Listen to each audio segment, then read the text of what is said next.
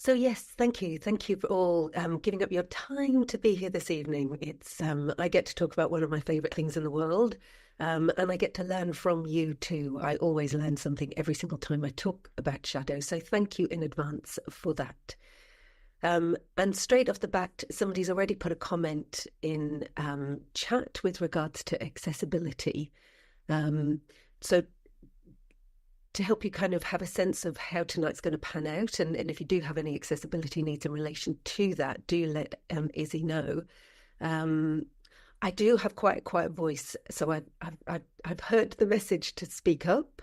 It will likely dip from time to time. I can only apologise. I will try my very best.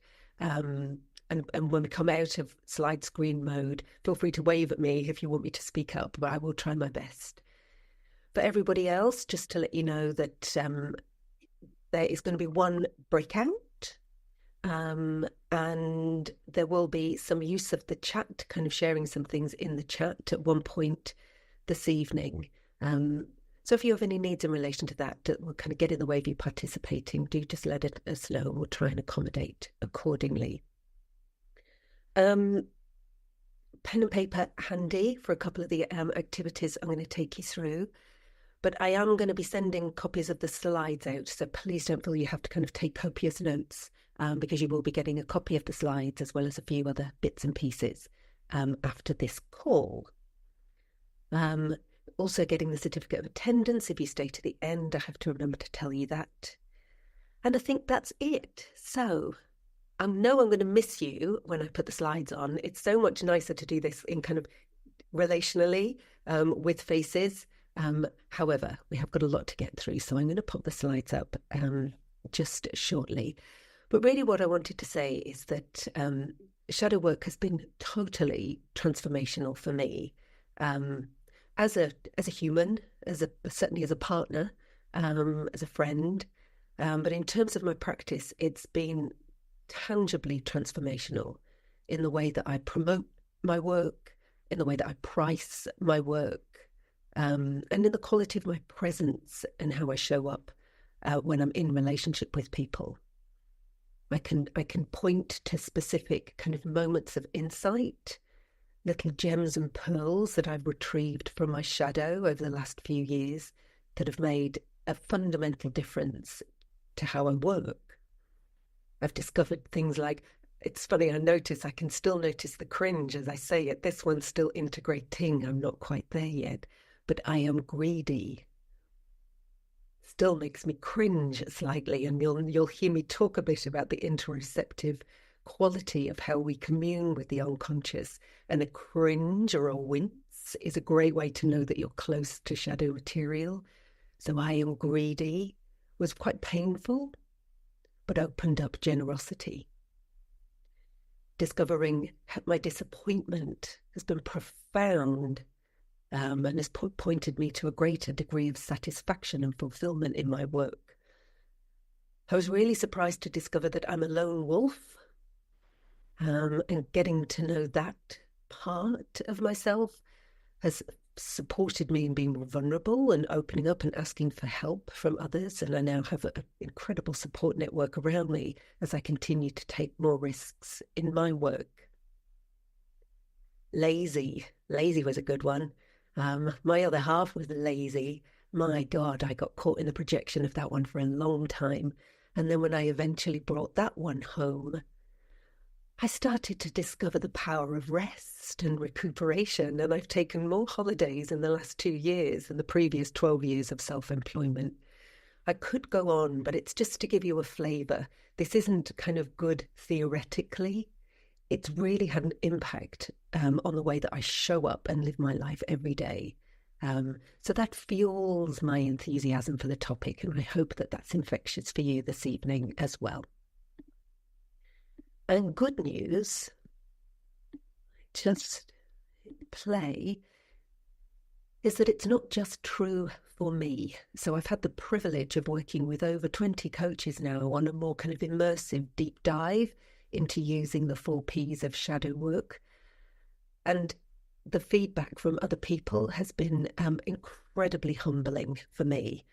And it points too, something that I hope you are able to take away from the talk this evening, which is that shadow is an energy. It's a source and a resource of, of of great energy. And if we're not engaging with it, it will attempt to have an impact on us anyway.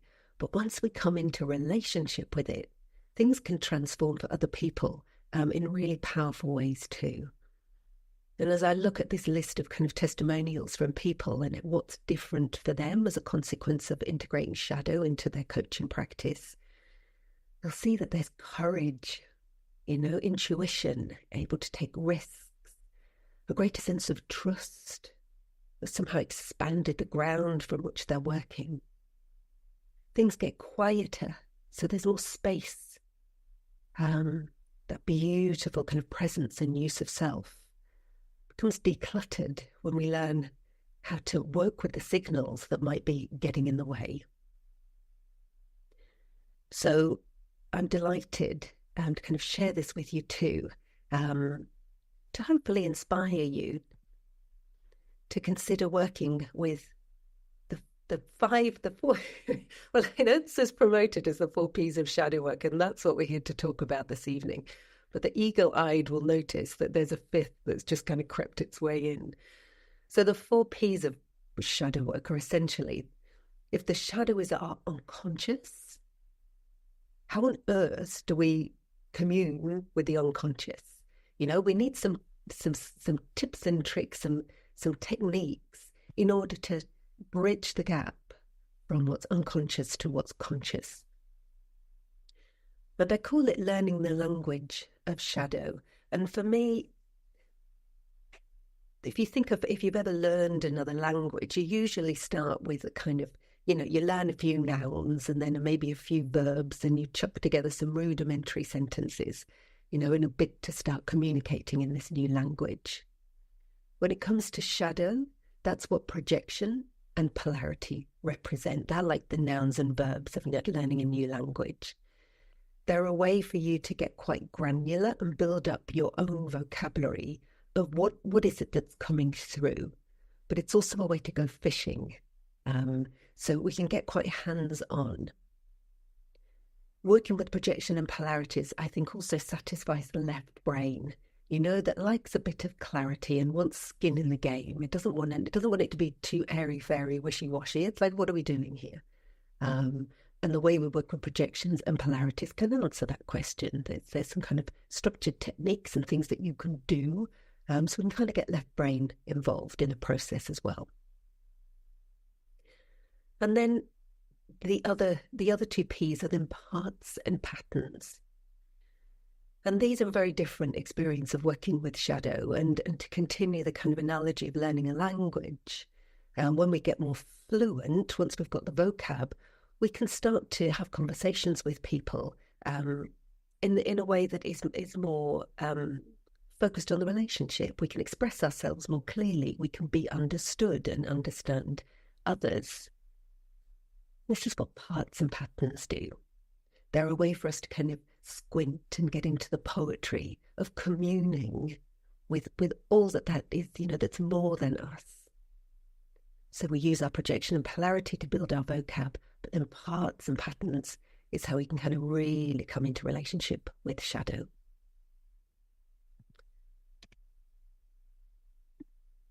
And as coaches, I mean, this is great anyway, but then as coaches, to do this, the real value in doing this is because it really positively impacts the quality of presence. So when we're sitting in front of another person, it's a relational activity. And when we're in relation to others, there is so much that can pull us out of presence at any given time. Some of that we might know about. There may be interruptions in the space. We might have tech issues. They may have an Amazon delivery. My gosh, that happens all the time. But then there can be other things that take us out of presence, kind of triggers from the unconscious. And if we're not aware of how to kind of make them conscious, we could just put it down to a bad session, or I was just a bit off, or I don't know what it is about them.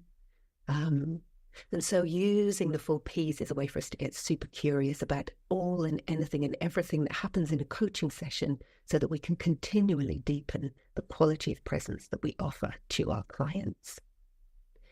As a Brucey bonus, I'm going to give you 2 more Ps. I've already mentioned this. As coaches, you know, the bulk of what we do, the passion for the work is in the relationship when we're working with somebody, either one-to-one or in a team coaching scenario. But for most of us, that's not all that's needed. You know, if we're working in a self-employed basis, actually, we've still got those challenges of how to promote, market, price our work. And shadow work can really help get under the skin of what's stopping and blocking and holding us back in those areas too.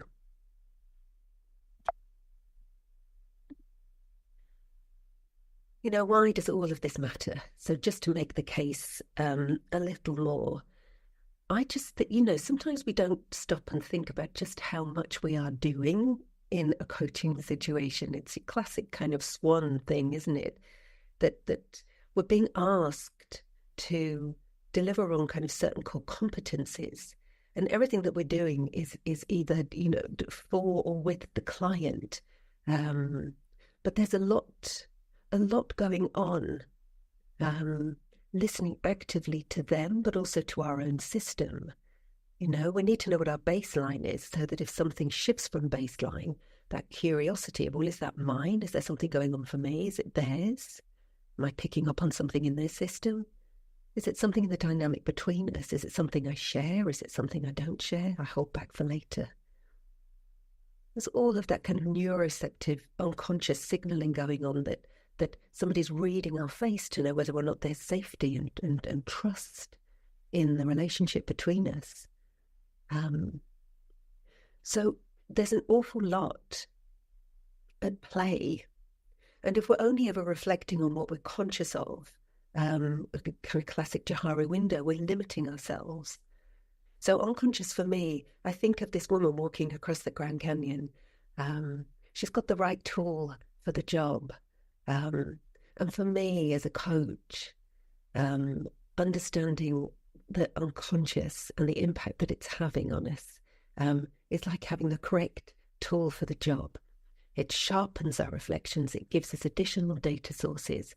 And for me, it's transformed the way that I show up in supervision.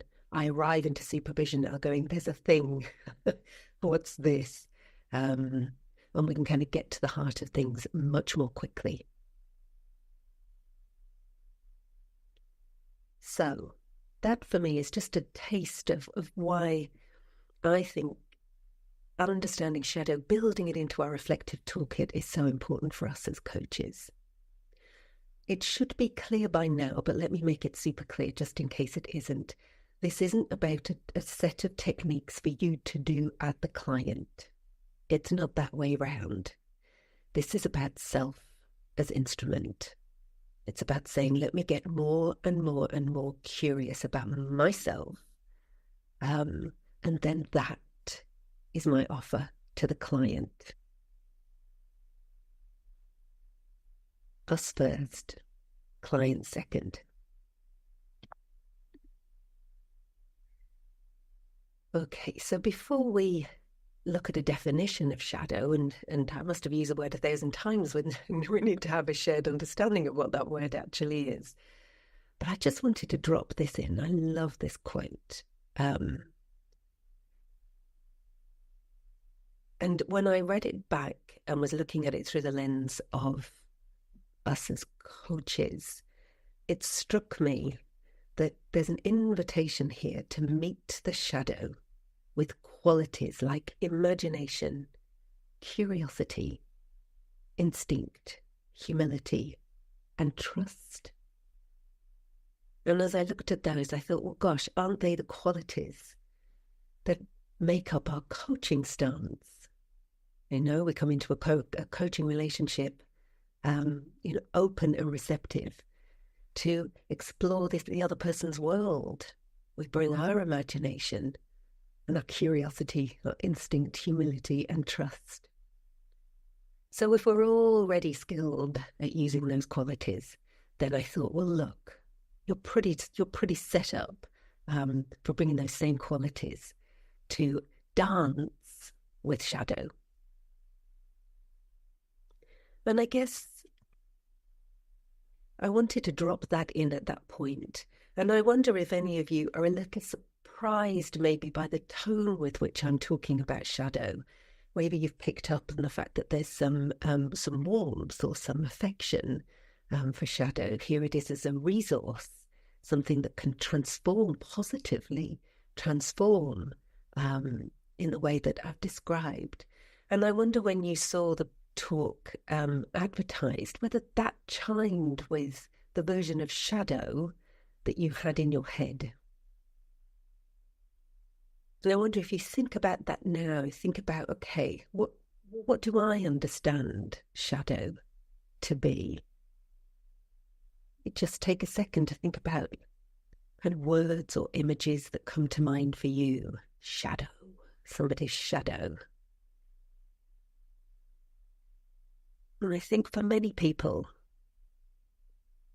well, they go, well, it's shadowy, so it's a bit dark and it's a bit scary, and it's somewhere that we don't want to go. Or maybe it's, the stuff that I don't want anybody to see, so it's the murky stuff. Well, there's a reason it's in the shadow. I don't want to go there. I don't want to look at it. So I wonder if that's kind of a perception or an understanding of shadow that you might currently have. Yeah. But if we think about how our shadows are formed, a great place to start is babies, looking at babies. And they're born and they come out, as we all did when we were first born, and we're utterly obnoxious. We're self-centered, we're demanding, we're grasping, we scream, we poop our pants, we're disgusting. And we have the potentiality for all of that in a really innate and available way. We're not limited in the way that we express ourselves when we are first born. We can move with freedom and grace across the full field of what it is to be a human. And then as we start to grow, a necessary process of socialization occurs, and we start to learn that in this family, we don't do that. In this gender, oh, no, not like that. Boys don't do that. Girls certainly don't. And on it goes. We go to school. Maybe we're really proud of a very fancy clip that we put in our hair, and then everybody laughs at us and they point. And we suffer that humiliation of not fitting in. So that socialization process can come with teeth. And it means that we learn this set of qualities and attributes are favoured and appreciated. I'll keep these. I will frame a personality and an identity around those. But these other things, I'm not going to keep those because it doesn't necessarily feel nice when I show those. They might get shouted at. They might get shamed. They might get humiliated. And so off they go. They get jettisoned as we go through this process of maturing. They have to go somewhere, but where they go is the unconscious, which means that over time we forget to remember that those parts were actually ever part of our personality, our scope or our range in the first place. And we need the most, particularly as we set out in life, as we get through school and then head out into the world, and we get jobs and we form relationships, and we need to lead with a cohesive sense of self. That's what the ego is brilliant for. So the ego says, yes, this set of qualities represent kind of identified personas that I'm happy for the world to see. But then there's all the rest of the stuff. Oops. And it waits. And it waits. But I've talked about the shadow being an energetic field. And as we get older, that energetic force field wants to be integrated. It says, fine, fair enough. You've led with all of that stuff. You've created a life for yourself. But then what about me? I'm here too.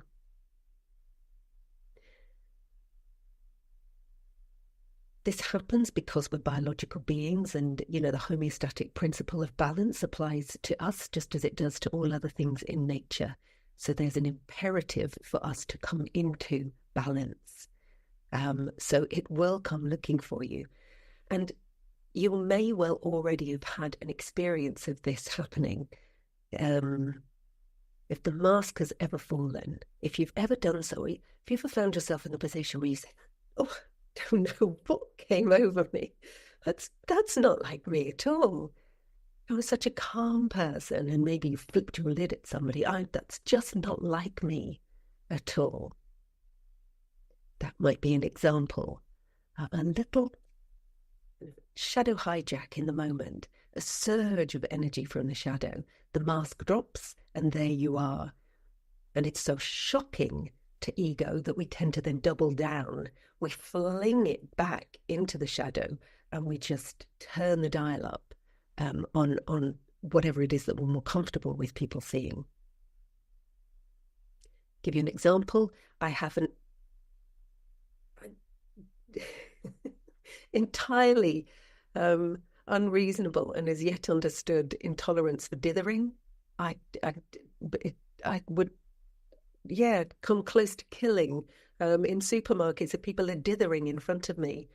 And the mask can drop sometimes, and my teeth can come out. And it shocks the hell out of me because nobody's supposed to see that. The interior is made exterior. And it can be so shocking that I find myself at the checkout going, no, you go before me, please. I'll pay for your shopping, and overcompensating with nice, because the shock of one of those shadow takeovers can be so alarming. So if we don't do the work to come into relationship with it, it's coming knocking anyway. And if it's true in life, it's true in the coaching room. One of those judgments that flashes out of your mind. Ugh, get on with it. A kind of crybaby. Boring. An unwelcome, unbidden thought that maybe just flies across your mind, and you'd really rather not engage with it so you can pretend you didn't hear it. But there's such value and wisdom in catching them and working with them and integrating them. And then it takes the heat out of those takeovers. So that's how shadow is formed, and that's where we all are, caught in a dance. It's here, it's present, you can't see it, but you may well have felt it. And if we think about it, there's an awful lot to be integrated. Our brains love certainty. They reduce things down to probability and what's known. There's only so much our brains can process at any given moment in time, but it doesn't mean all the other stuff isn't there. So at any given time, this is what you identify with. But look at this life's work of all the other stuff that you're being invited to integrate. And if you think about it in this way, do you not just find that quite thrilling?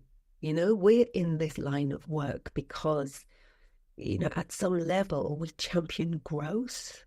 That's what we're here for, to support others in saying more, please.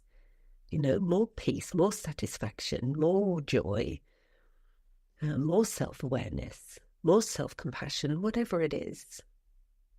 More courage. All of that more. Look, It's just a huge playing ground. And if we're doing it for ourselves, our clients will pick up on it. They feel it too. Okay. Okay. So let's move to getting into the nitty-gritty with our first P, which is projection. So again, we invite you to just take a moment to think, what's your definition, I wonder, of projection?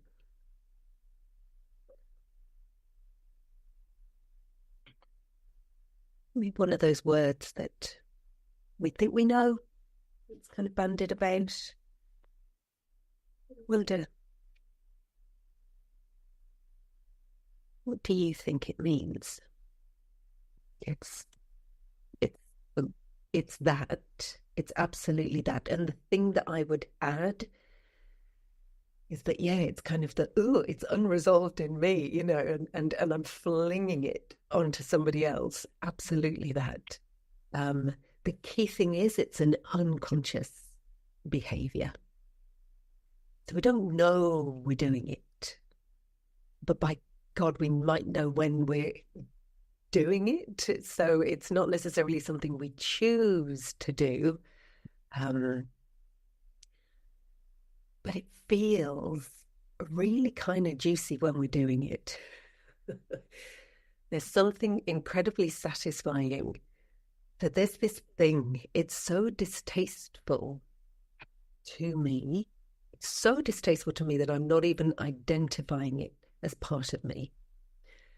For me to experience it, therefore, I have to fling it out onto you so that I can look at it all over you.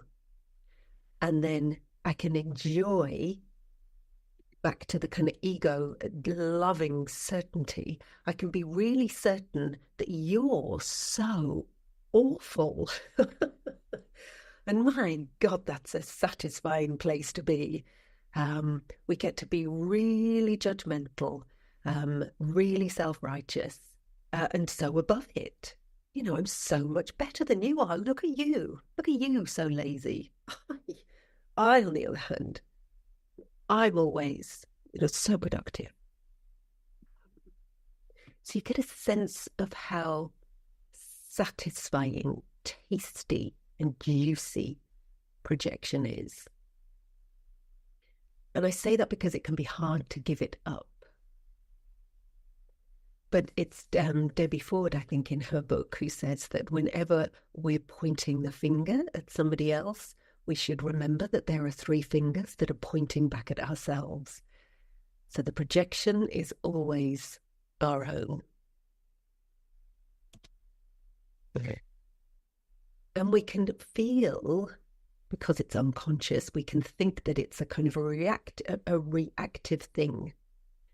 And why do I always get the boss who? Or why do I always get the boyfriend who? We could think that they just turn up in front of us to irritate us, and it feels very reactive. But back to this notion of the shadow wanting to be integrated. So actually there's a proactive quality to projection. It will actively attract people who can kind of hold that quality on our behalf. That's the only way that we can see it. If we're not prepared to see it in ourselves, we need to attract the people who have that quality that's trying to be integrated so that we can experience it in them. That's why with clients, we might hear people talking about patterns, like, I always seem to, get these similar sorts of people that they find themselves in relationship with. Well, we can get curious then about the projections that might be at play.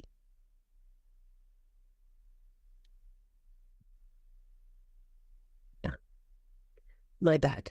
I thought I had an extra slide, but I don't. So I'm going to stop sharing for a second so that we can take a little bit of a deeper dive into projections. These gorgeous, scrumptious things that we fling out on other people so that we can bask in how marvelous we are as humans. So the way that we're going to do this is I'm going to invite you to think of somebody who absolutely drives you crazy, somebody so annoying. And I know I'm looking at your gorgeous faces right now, and I'm thinking none of you have ever had a bad thought about anybody in your life. But let's pretend, just for argument's sake, that there's somebody that just drives you mad. Could be, a friend who never gets back to you, or client potentially. If you're struggling with somebody in your personal sphere, broaden it out. Feel free to throw a politician or a celebrity in there. If you're struggling, I'll give you a trump. Right. If you found somebody who bugs you, top three things, and write down they are what? They are so what? Top three things that are so ugh about them.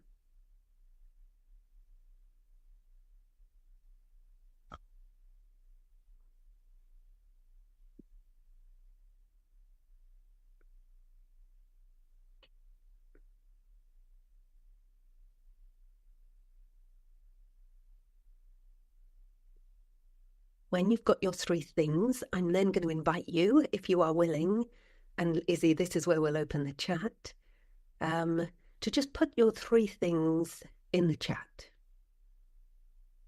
And then enjoy looking at everybody else's as they pile up.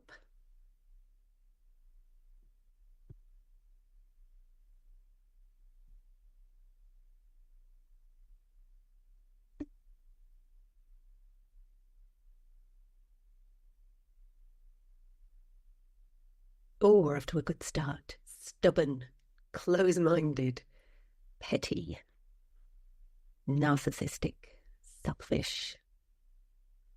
I love this bit. Oh, whiny. That one jumped out. Oh, dear God, I need to take that one. Yes. Oh, bless you, Heather. I feel so bad for this. That's so sweet. Yes, here we are, allowing space for the truth of the fact that we are judgmental and we do project. So have a look at the list of words that are kind of coming up.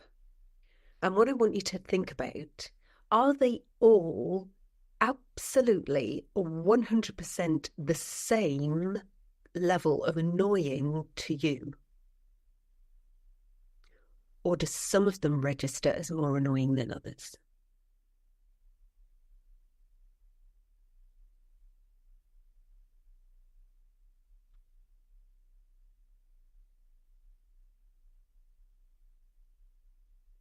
And if anyone feels brave enough to come off chat, I'd love to hear.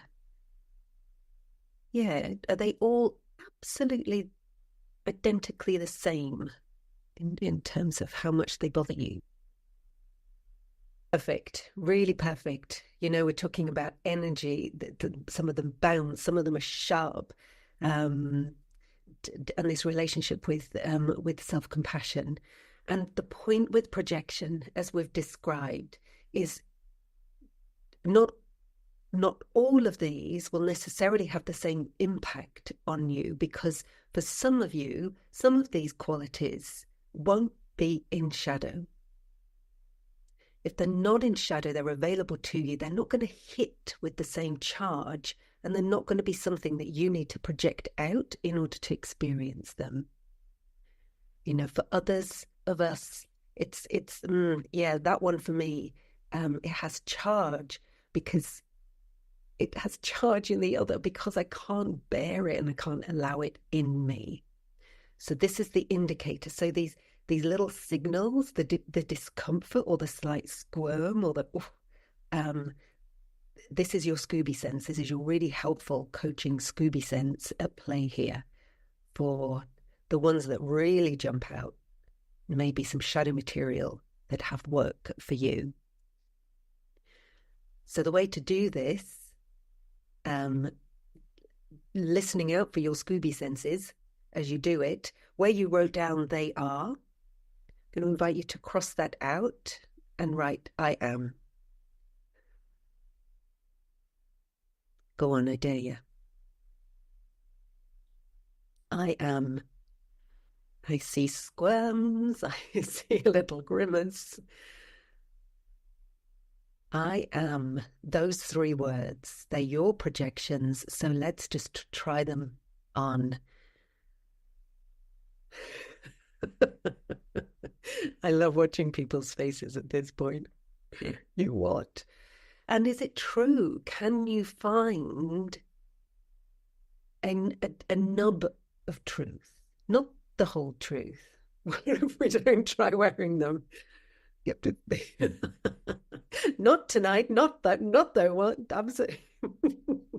Hanella, I see you laughing. Great. I'm with you in your own time and when it feels safe and when there's enough self-compassion, actually. And it might be for now, for tonight. No, I take it. For the rest of you, looking for what's that grain of sound truth? Has there ever been a time in my life when even for one moment I was selfish? You know, I was immature, judgmental, a victim, selfish, you know? Can I allow for even 1% of truth? If I'm really struggling to find that, can I imagine that there might be a circumstance in the future when actually I could be arrogant or disorganized, fake? And notice if anything changes. What if anything changes when I invite you to try them on in that way? Let's hear from just a couple on this. Anyone notice any changes? Who have I got? Marina, I think. Are you next?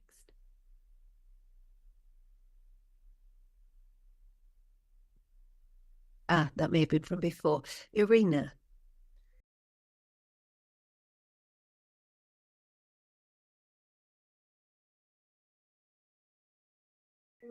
Yeah, lovely question. And I would say if it's known and if it fits and something like a values clash is a great example. I know my values and I can see, oh yeah, there's discomfort because there's a value clash. That wouldn't be shadow because it's conscious, it's already known to me. But if it's that, um, if there's any of that, can't quite put my finger on why does that person wind me up so much? Um, that might be a clue that you're projecting. If you can't quite reach it with logical thought, but I'm a nice person, for example, but it doesn't make sense to me, then that might be a clue that there's some projection and some shadow material.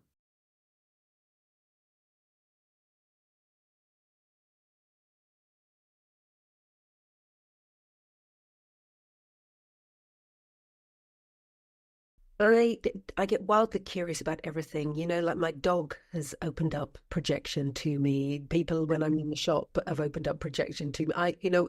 So any level of intensity. And also, I'm going to share an exercise in the follow-up materials I send out because we're also projecting out the very best of ourselves, all the gold in our shadow.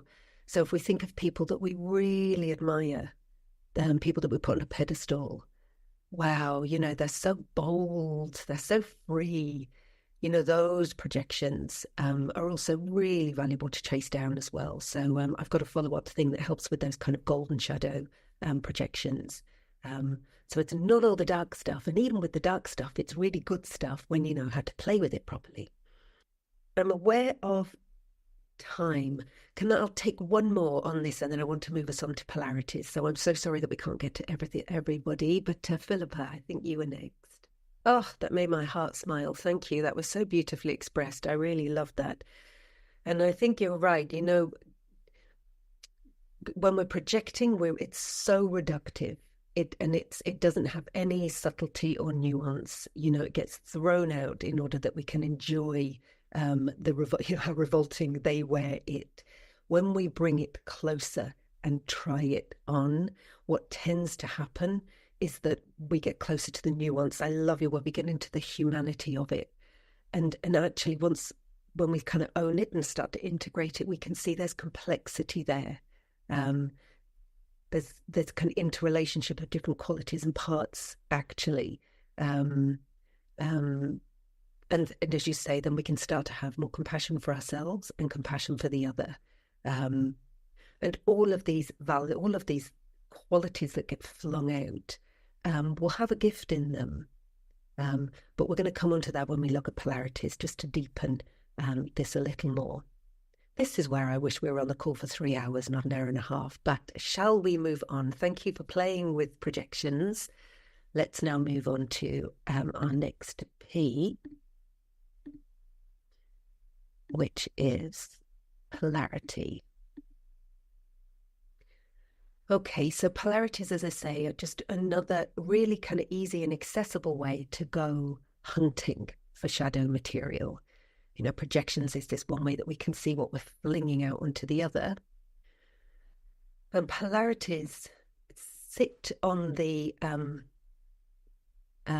of the given, if you like, that everything in our world has a polarity because the world, we understand things through balance. You know, we can't just inhale.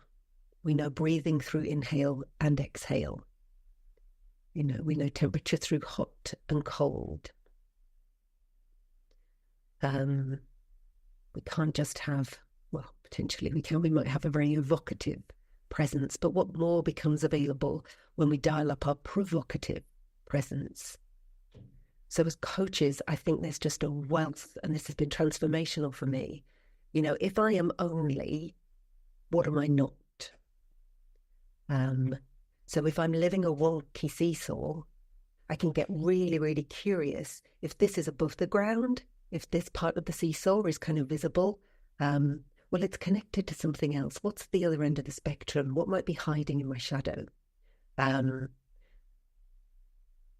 the beautiful thing is it takes an awful lot of energy to say not that. You know, it's like holding a glass of water for an hour, 2 hours, 3 hours. That glass of water is going to get incredibly heavy. And so it is with parts of ourselves that we're saying, not that, not selfish. I'm not selfish. It takes effort to keep anything at bay. Whereas when we can say yes, we can do that beautiful and increase our range through saying I am this and that, then that tension dissolves. And essentially all we've done is increased our range. So as a coach, I may well operate up here. Compassion, warmth, you know, listening, presence. But I wonder what else is available to me if I say yes and extend my range. And when might that come in useful? Yeah. I often think of, you know, as a young woman, you know, I was nice, I was friendly, incredibly amenable. God knows I needed access to and didn't have access to, you know, nasty, mean. It was a loss. So being unkind, being selfish in the right context, in the right situation can be invaluable. So polarities for me is a really creative playground to say, what am I not? And what more could become available to me when I go fishing for the other end of the polarity? Let's do this then together now. So it's back to your pen and paper. And I want you to write down, or inviting you to write down, as a coach, I am, and the top 3 qualities that come to mind. As a coach, I am. And so now we're going to pop you into breakout rooms for about 10 minutes, just small groups. And my invitation to you is to support each other in trying to language the polarity of those qualities that you've just identified. So as a coach, I am X, Y, and Z. These are the qualities I'm happy to identify with. What might the polarity be? Very important, there isn't a right answer. So if your brain thinks that there is or wants to get it right, there isn't a right answer, but there is an answer that will be right for you. So you might dance around, is it selfish? Is it mean? Is it unkind? You might just do a little kind of dancing around. For some of you, you'll know you find the polarity when you, and it's almost as though your system is going, God, not that, anything but that. I don't, if you experience that, that's a clue that you've just landed on some shadow material. I'm happy for you to think anything about me, but not that. That's a clue then that there's some shadow material there. So if you are lucky enough to feel a wince or a cringe, extra points. So explore languaging the polarity, dance around it to find what feels right for you. And then if you have time, my question for you is, and what is the gift in that disowned quality?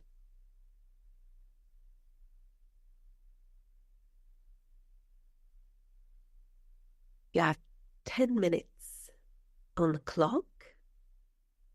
Enjoy your conversations, and I look forward to seeing you on the other side.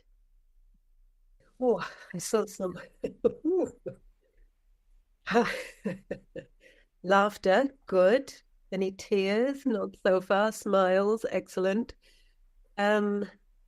I was lucky enough to do some beautiful work with it, or just listen to somebody doing some beautiful work because I couldn't get in one of the breakouts. And so really enjoyed that process myself. Okay, we're on the home straight. So I'm going to touch very quickly on the final two Ps, and then take us to questions at the end if there is time. So you now know how to go polarity hunting, and you're all going to be noticing yourself projecting over the next few days. That's my gift to you. I hope it doesn't drive you too crazy, but now you have those two skill sets available to you. You've got your nouns and your verbs. But as I mentioned, there's these other ways of working with shadow. When we start to kind of acknowledge shadow, recognize it, allow for it even, then one beautiful way to work with shadow is through parts. And really, lots of different ways to language parts. It doesn't really matter. It could be through subpersonalities. You might have a background in IFS. You might be interested in archetypes and the potency of working with archetypes. Or you might be interested in just visualizing a shadow figure and having a relationship with that shadow figure. It's incredibly creative. There's lots of different ways to do this. The key thing is that through this approach, it's the phrase somebody called Barry Michaels, we dignify the shadow with an identity. And I love that. I love that. Our shadow has been left holding all of this stuff. I've been getting on with my life in linear time, in a body, having relationships, showing up in the world. And my unconscious has been left with all of this stuff, a lot of which, as we know, is held in the unconscious with those feelings of shame or humiliation or hurt or rejection. So when we dignify the shadow with an identity, we can come into relationship with it. And how do we do that? Well, we know how to do that. We say hello. We check in. We say, what do you need? Say, I'm sorry I forgot about you. We ask questions. We listen. We tune in. And we write them a letter. We journal. We do free writing. The whole range of ways, once we can kind of conceptualize either these parts. These ones on the screen are all parts that I have a very strong relationship with. I was hanging out with Firecracker today to help me get ready for this talk. She's the one blowing a raspberry. She doesn't give a toss about anything or anyone. And I needed that energy today to get me here in front of you all. So here are some of my parts. and then putting it all together. Really, in all honesty, this should say clusters, but I wanted a P, so it's called patterns. So please forgive me.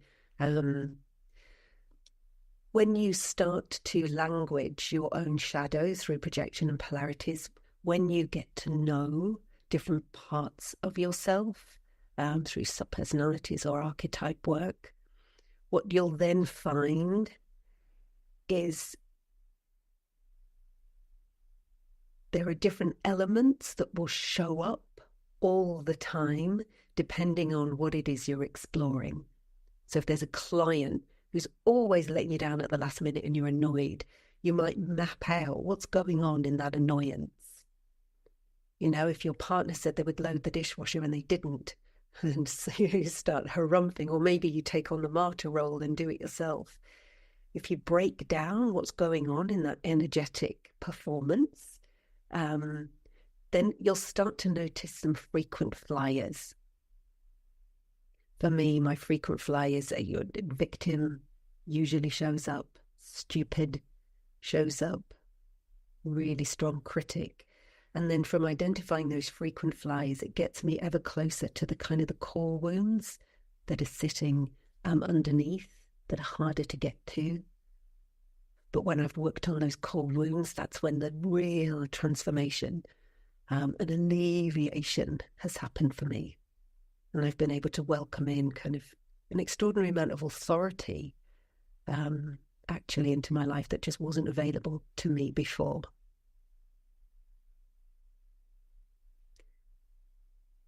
I'll just click to the next screen and then I'll come off slide share. So I've mentioned I'm going to send a couple of things after this talk, including the slides and an exercise to help you with the golden shadow projection. If you're interested in parts work and understanding more about that, there's a free kind of webinar on my website. So if you want to just put your details, you can download that if you're interested in that. I also run deep dive retreats for coaches. And there's dates next spring and autumn. I've got one place left. If you're feeling wildly spontaneous and fancy joining me, I think it's next weekend. There is one spot remaining. And I do have a low cost offer for that place that nobody's taken. So if you're interested, I would love your spontaneity. And if you fancied turning up, just drop me a message and let me know. And we also now share in the chat the link for you to get your certificate of attendance. I have impressed myself no end. I have never, ever, ever got to the end of a talk like this with time to spare for questions. So I'm really delighted. I don't know what happened. You can all take a slice of the credit. Thank you. Thank you for being such a great audience. We have some time. So if anyone is sitting with a question, now's the time. Make it a nice one.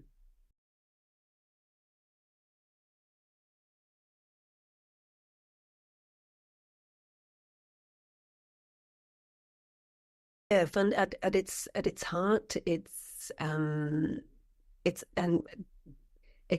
recognizing it, allowing for it, and then through that allowing, just that melting of the tension, letting it be here. Some things are easier to integrate than others. So the pattern part, if you've got certain qualities or attributes that are going to turn up in a lot of different kind of clusters, it can be much, much harder to integrate them. And that's fine. You just keep doing the work and keep patterning them. When I said at the start, greedy, I'm still struggling with greedy, for example, and it's pointing to a deeper level of work for me around wanting what it is to want. So, so the goal isn't necessarily to kind of, recognize it, allow for it, and integrate it quickly, done, move on. All data is so fascinating. So when I'm struggling to integrate something, it just lets me know that there's more to be done. So I hope that helps. But yeah, it's not so much an active process as an allowing, I'd say, coming into a relationship. And I have iFolders. The iPhone, forgive me, I don't know your name.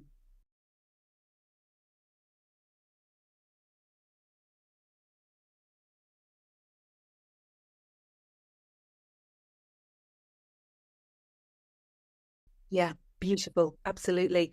And, it comes back to that socialization process in this family, in this gender, etc. And, it may be that there's a whole wealth of love and tenderness and sensitivity, um, that for young boys are kind of cast into the shadows. So, Yeah. absolutely, it's following your curiosity. That's what I love about this work is we just get to kind of follow the little breadcrumb trails. Um, and use the sensing, as you say, you looked at the polarity exercise. There was no, like kind of, there's no energy there for those that they may be known to me. Okay. But being drawn to love,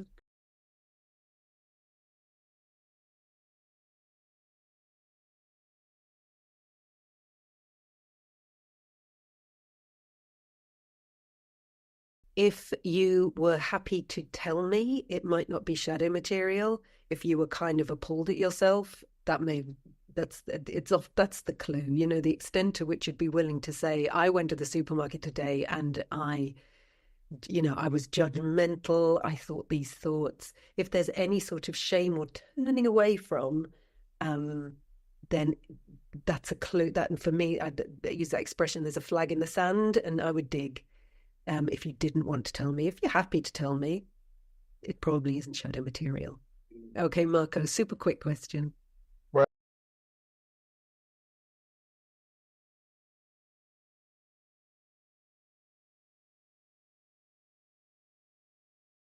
A huge question to end on, please. And actually, like, this points me to my final comment.